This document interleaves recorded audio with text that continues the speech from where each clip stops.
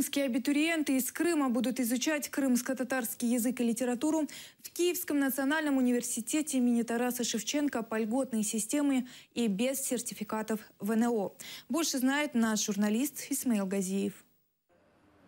Сергей Прищеп остановился на специальности крымско-татарский язык и литература после нескольких лет поисков. Сначала поступил на картографа-геодезиста, затем попробовал себя в психологии. О том, как будет использовать диплом с необычайной специальностью, пока не задумывается. Інша мова, інша культура.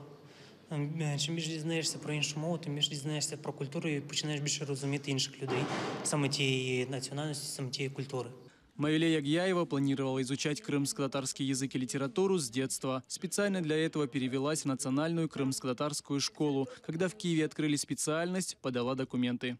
Я хотела усовершенствовать свои знания, я хотела свободно владеть этим языком.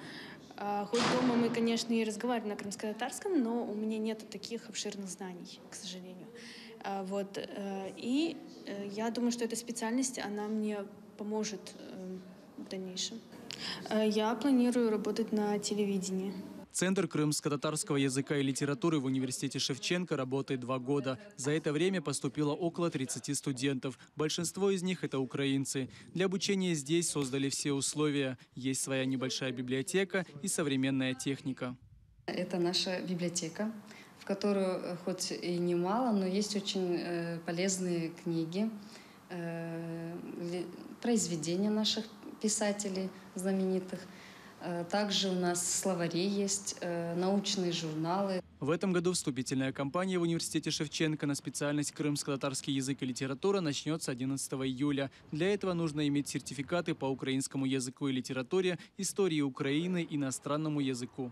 Цього року наша спеціальність отримала нову назву «Кримсько-татарська мова і література», англійська мова. Тобто студенти, які отримають ступінь бакалавра, вони вже будуть мати в дипломі записані 2 іноземні мови, тобто кримсько-татарську та англійську, які вони поглиблено будуть вивчати, починаючи з перших днів навчання у нас.